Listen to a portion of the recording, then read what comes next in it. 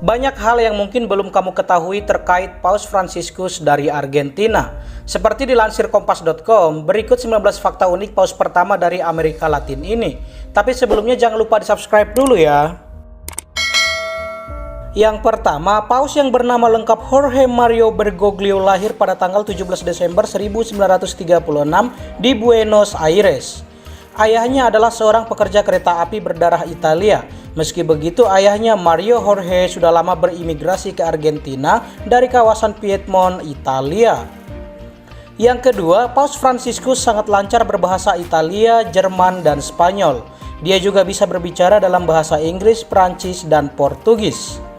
Yang ketiga, Paus Fransiskus ternyata kehilangan salah satu paru-parunya akibat infeksi di masa remajanya. Dan sampai sekarang Paus Fransiskus hidup dengan paru-paru sebelah. Yang keempat, Paus Fransiskus adalah penggemar tarian tango. Sejak remaja, Paus Fransiskus ternyata sudah menggemari tarian asal Argentina ini. Yang kelima, Paus Fransiskus ternyata pernah memiliki kekasih di masa remajanya.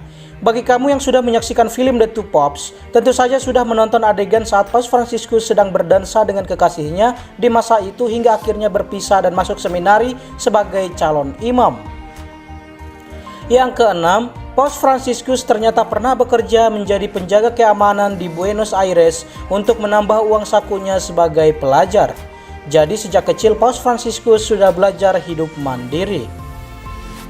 Yang ketujuh, Paus Fransiskus adalah penggemar klub sepak bola San Lorenzo yang berlaga di Liga Argentina. Klub ini adalah klub Argentina pertama yang memenangkan 2 gelar dalam satu musim pada tahun 1972. Dan sampai sekarang Paus Fransiskus masih sering menonton siaran langsung sepak bola, khususnya Piala Dunia dengan negara favorit Argentina. Yang kedelapan, Paus Fransiskus seorang penikmat seni lukis. Dan lukisan favoritnya adalah The White Crucifixion karya Max Chagall pada tahun 1938. Lukisan itu menampilkan Yesus yang tengah disalib mengenakan selendang doa yang menunjukkan dia adalah seorang Yahudi. Lukisan ini awalnya juga menampilkan seorang prajurit dengan lambang swastika Nazi di lengannya tengah membakar sebuah sinagoga. Yang kesembilan, Paus Fransiskus juga ternyata menyukai beberapa film. Film favorit Paus Fransiskus adalah Babette's Feast tahun 1987, sebuah drama produksi Denmark arahan sutradara Gabriel Axel. Yang ke-10, sebelum masuk seminari, Paus Fransiskus sudah lulus sarjana di bidang kimia.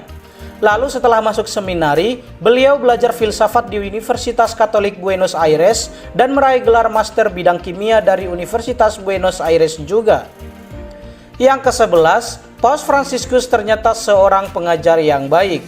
Dia pernah mengajar sastra, psikologi, filsafat, dan teologi sebelum menjadi uskup agung Buenos Aires. Yang ke-12, sebelum terpilih sebagai Paus Fransiskus pernah menjabat sebagai uskup agung Buenos Aires sejak tahun 1998 sampai tahun 2013. Lalu diangkat menjadi kardinal dan dikenal selalu mencoba memberikan contoh baik untuk orang lain. Dia tidak mau mengenakan jubah mewah seorang uskup dan lebih memilih jubah sederhana seperti seorang pastor biasanya. Bahkan pada tahun 2011, Paus Fransiskus pernah membasuh dan mencium kaki penderita AIDS di sebuah rumah sakit. Yang ke-13, Paus Fransiskus merupakan seorang penulis. Salah satu buku yang dituliskannya adalah Sobre el cielo y la tierra, atau dalam terjemahan bahasa Indonesia adalah Di Surga dan di Bumi. Buku itu merupakan pandangan Paus Fransiskus terhadap usaha mempererat hubungan antar keyakinan, konsep ketuhanan, pernikahan sejenis, aborsi, dan topik global lainnya. Saat ini bukunya sudah diterjemahkan ke dalam bahasa Inggris dan telah beredar di Amerika Serikat dan sekitarnya. Yang ke-14, Paus Fransiskus terkenal sangat sederhana. Dia selalu menggunakan transportasi umum seperti bus. Dia sangat jarang menggunakan taksi atau mobil pribadi saat bepergian. Dia juga tinggal di sebuah flat kecil bersama seorang pastor tua dan memasak makanannya sendiri.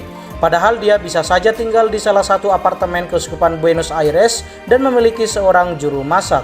Bahkan pada saat pemilihan Paus masa Paus Emeritus Benedictus dan terpilihnya Paus Fransiskus, saat berangkat ke Roma untuk mengikuti konklav, Paus Fransiskus menumpang pesawat kelas ekonomi. Yang ke-15, Paus Fransiskus saat menjabat sebagai uskup agung ternyata pernah diangkat dan ditunjuk menjadi kardinal Argentina pada tahun 2001 oleh Paus Yohanes Paulus II.